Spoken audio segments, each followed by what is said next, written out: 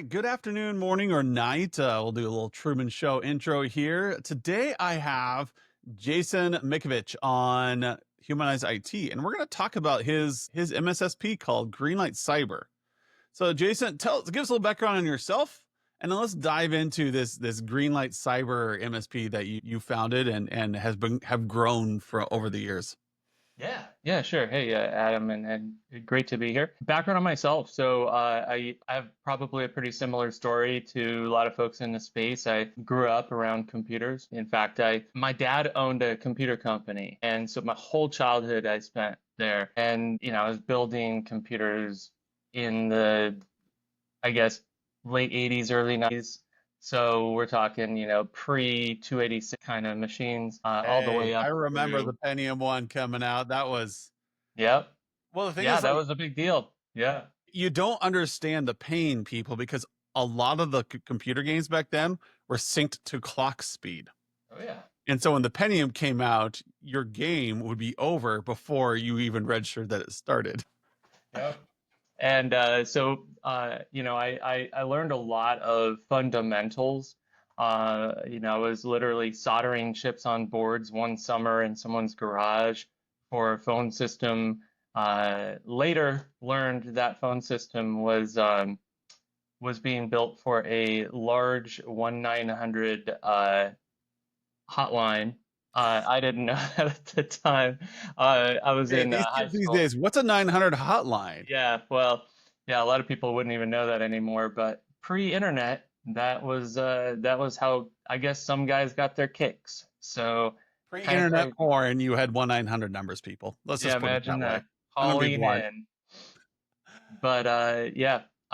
So grew up around it and really kind of hit that fork in the road when I kind of was burning out with school, college, all that, and then it's like, wait, I have this I have this skill, I have this, tradecraft I can leverage and actually make a career out of, and so I just kind of pursued it and really never ever looked back, and have no regrets in any of that because it led me down this cool path, and eventually in 2010 started Greenlight. Really, as MSPs were just starting to like be a thing in our space, um, and so I really want to make this really cool managed service provider business, and got to do that, which is awesome. So 15 years later, we've rebranded, pivoted, which we can kind of get into, and it's been really exciting. Yeah, I mean, when we first started talking, it was we were talking about a product that we'll get to later called Island for MSPs.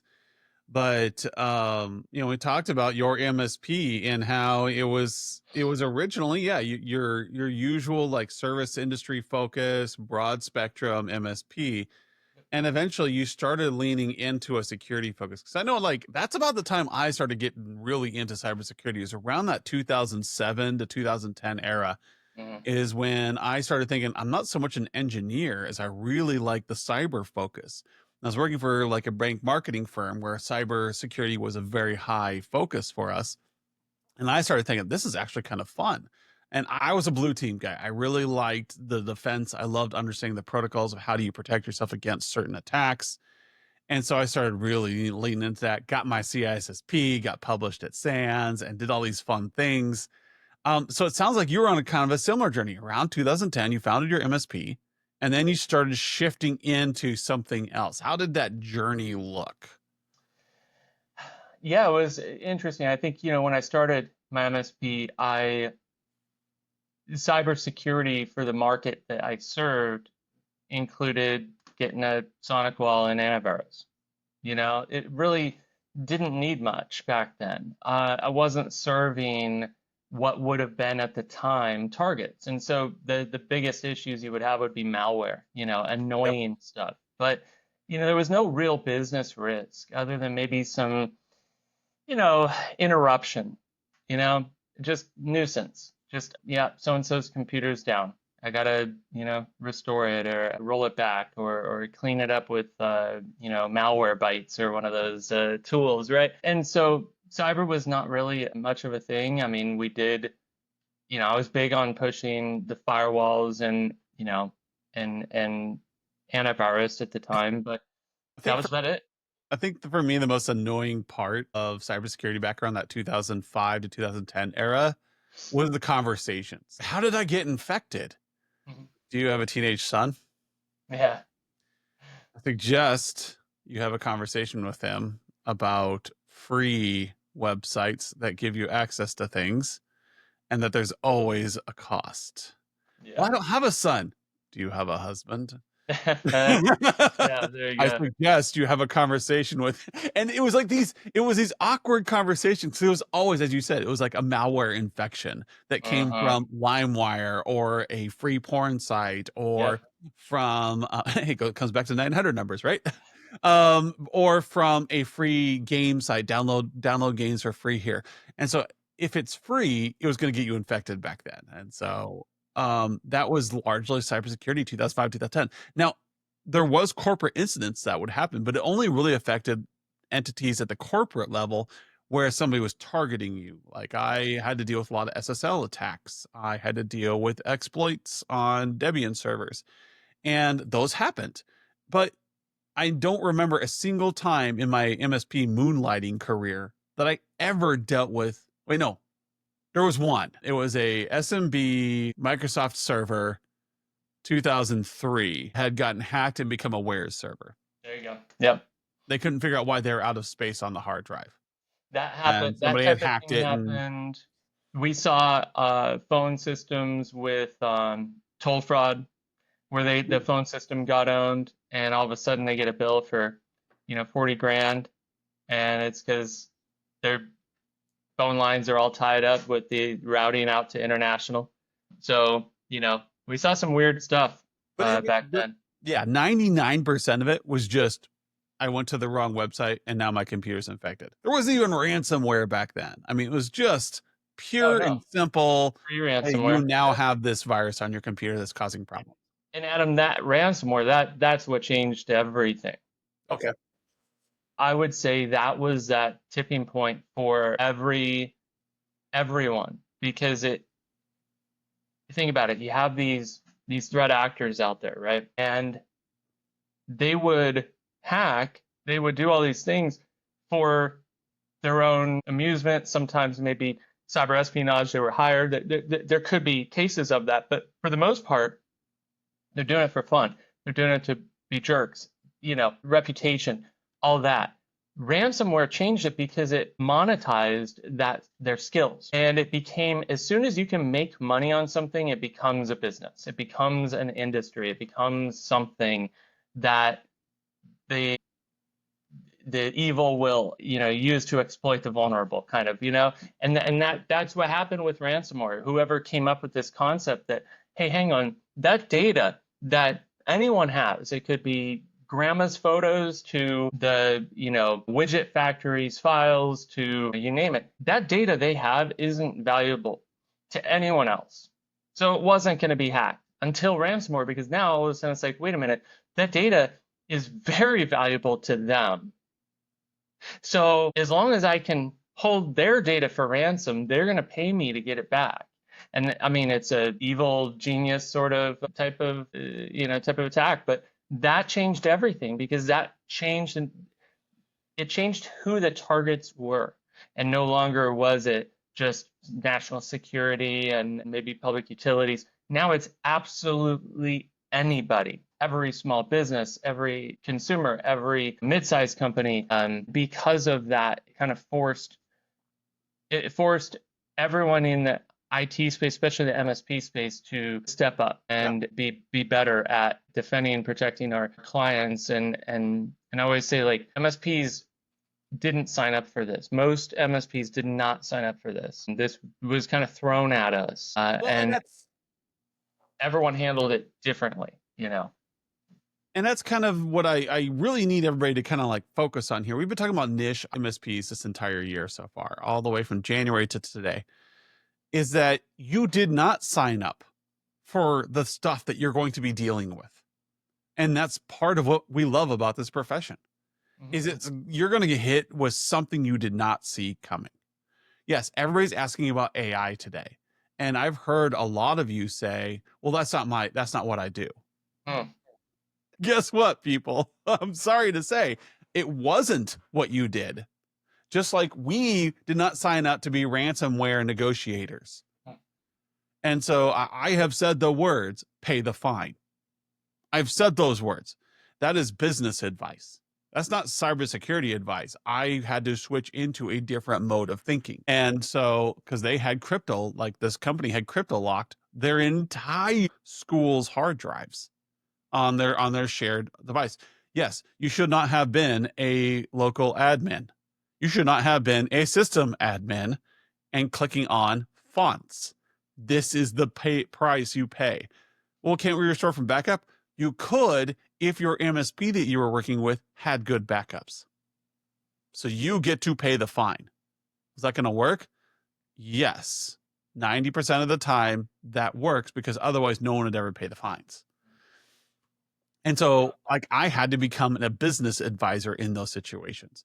Today, we have AI, we've got different types of technology that are coming out, and you get to be the advisor on those. And you Well, get to be the advisor because you're in the technology industry. And now you get to learn about these new things. You get to walk away from a server for a bit and do something interesting with your life. yeah, I think that it's important to step back and understand our real role. And I would say this, there's a big difference between IT and cybersecurity. There's a gap. Yes. And And there I should was a be. network engineer by trade. And when I started my MSP, I had been doing a lot of consulting around, network infrastructure and all that. And I was really strong in infrastructure, but I'm weak in, software development and other Hey, areas I like, was a Nexus Core admin. That was my peak there of you my go. networking career. But Yeah. if you asked me to fix a desktop PC, Hmm. Yeah. Yeah.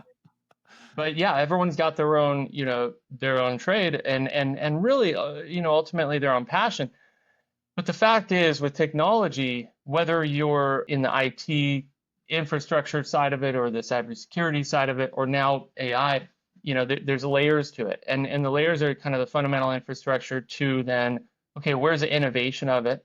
And then there's this whole layer of governance and protection. And you have to look at the innovation side and say, okay, well, the whole reason why companies have digitized and now moved to SaaS and all these other things is for innovation. That's the whole purpose. And AI is just that iteration of it. Now it's a pretty big iteration, but it's part of our journey. It's part of the journey of the IT professional. And with AI, what's interesting is the way it transcends business and jobs and all that, or how we're starting to see it, and it's just going to be a lot quicker than we were expecting. I think this was something we were all thinking is 100 years out, and here we are. Probably in the next few years, a lot of jobs are going to be. I mean, they are being displaced. I mean, the CrowdStrike just did layoffs, saying because they've innovated a lot with AI already, and we're going to see a lot of that. And it is a very, that part of it is very unfortunate. It's a double-edged sword, but that's um, industry though. but everyone's going to have to When get we had good at it. manufacturing plants started doing assembly lines, when we started doing robotics, like it's just the way the world evolves. But you have to be adaptive. You have to be the advisor who's helping people understand, is this something that I can do? How do I use this? Like Hmm. you and I both came out of the 90s, right? We're of a similar breed of IT professionals. Guess how much HTML I was taught? None. Some Right. guy came up to me and said, "Hey, I need to get my I see that you can put cars on people's computers so they can see what's at your lot. How do I do that?" Like, well, it's an HTML website. So the www, that's how I get a www. Like, I have no clue how to do HTML. You know what I can do? I can figure it out. Yeah. Now, at the end of my computer science degree, I was able to program 7 languages, so I could adapt to pretty much anything. I didn't want to because the programming's for the birds.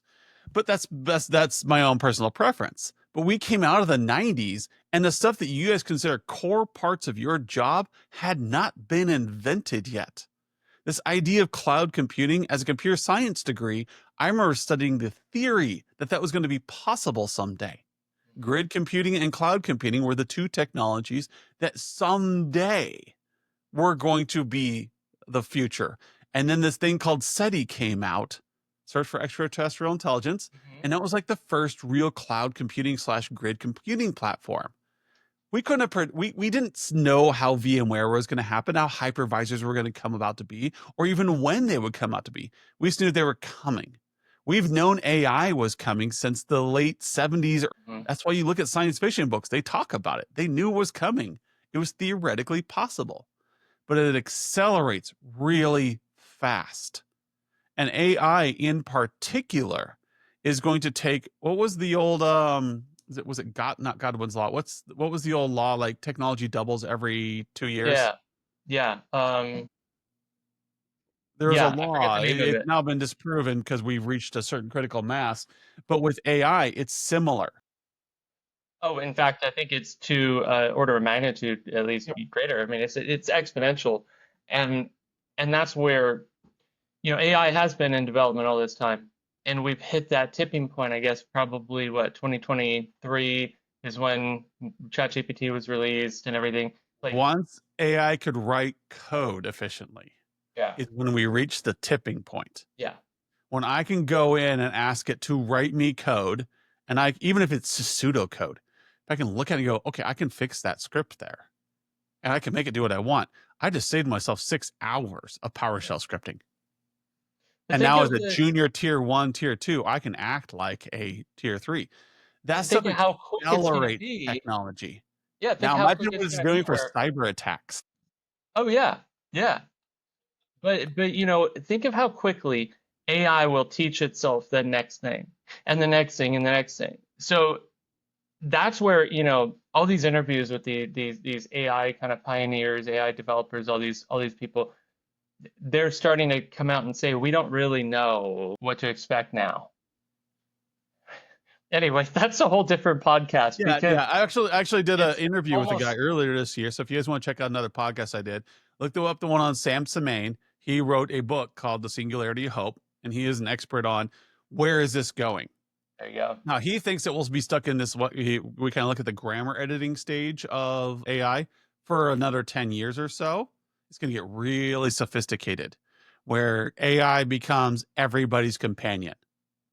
You should be using Perplexity to research and understand the world around you. You should be using Claude to write service contracts. These things should be done, and it's going to become an integral part of your day. And people are going to be looking to MSPs to advise them on how to use these. And the companies are going to start using these as companions, as research assistants, as essentially virtual assistants building up contracts and stuff for you, are going to accelerate faster than their competitors because it's like they have a team of lawyers working with them. It's like they have a team of research assistants. They're not spending 6 hours looking at pricing models for wood on construction.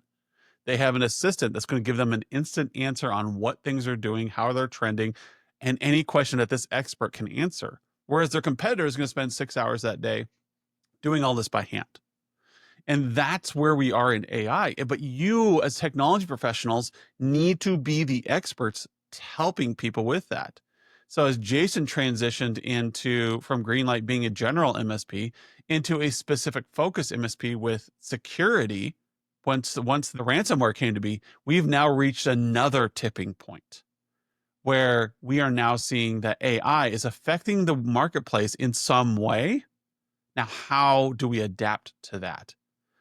And I think that's the big question that you as engineers or you are used to problem solving need to come out with. And we might see AI MSPs. And what I mean by that is our MSP is specifically focused on implementing AI within your organization.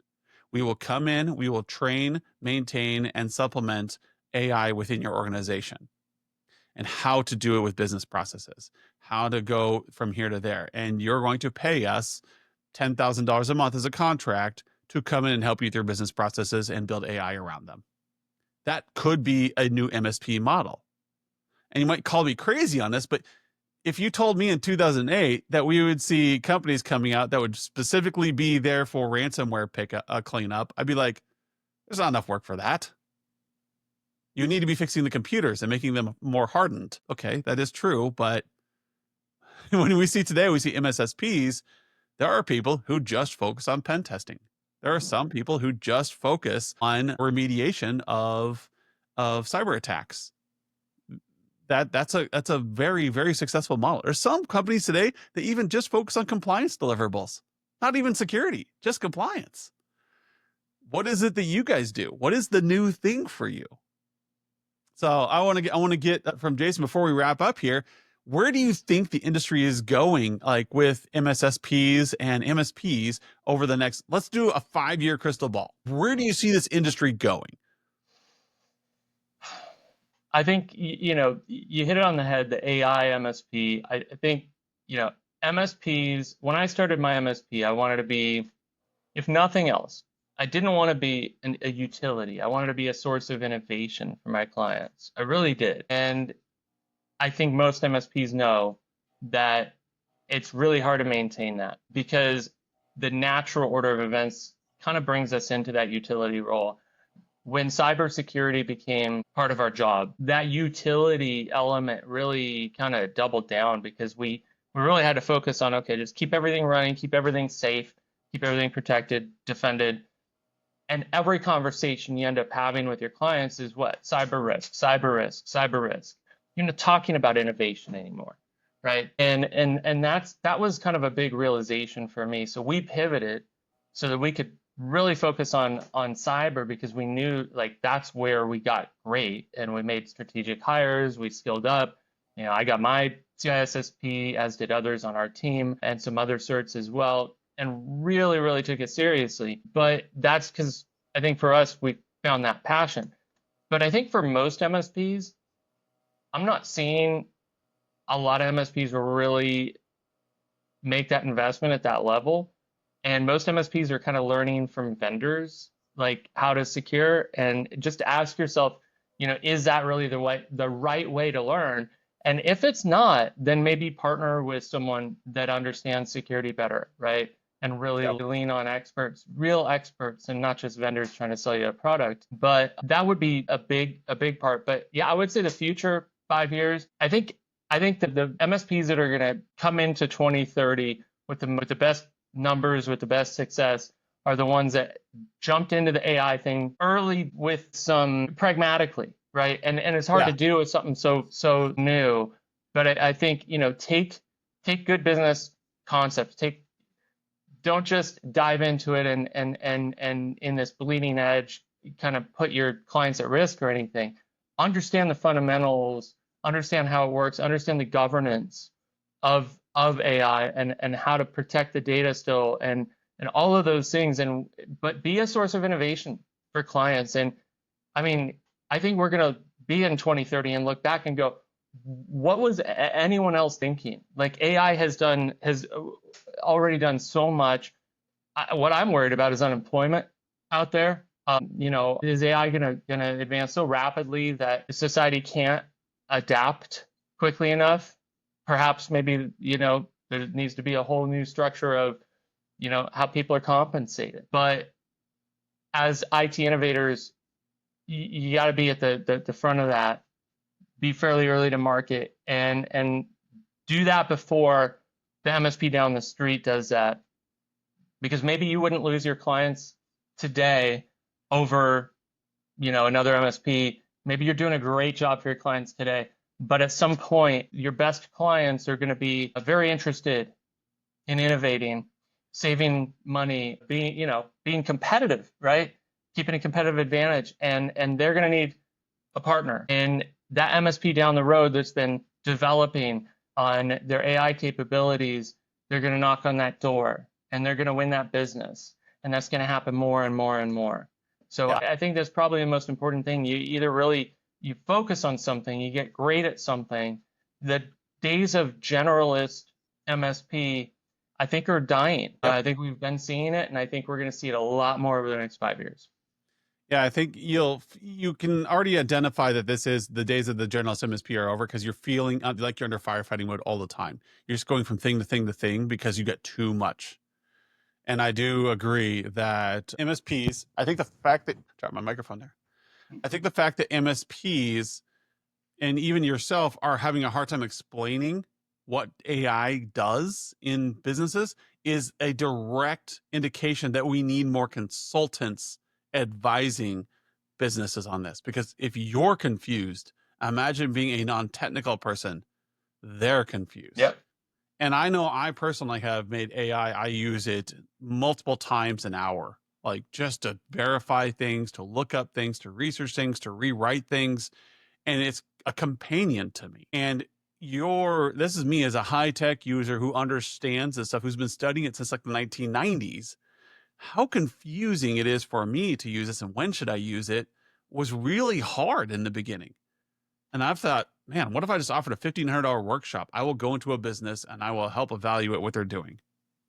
And I will walk out and say, here's the AI agents that will best benefit you. Not just a grammar checker, but something that will actually save you money. Like, that's a great idea for MSPs. You need to lean into these and use your engineer brain to make it simple for your clients. So, Jason, I thank you for coming on here. We're going to wrap up this episode, gone a little long, but we're going to have one more episode here where we're going to talk about a really innovative solution that actually is going to help with a lot of these cybersecurity attacks that are coming out. There is a solution to we don't know what's going to hit us next in cybersecurity. And funnily enough, I wrote a paper on it in 2011. So Jason is actually delivering what I was predicting and talking about and modeling in 2011. It has now come to fruition, and you can now use it with MSPs. Island for MSPs is the next episode, and how you can keep your users safe. So Jason, thank you for coming on, and we'll see you next week. Thanks, Adam.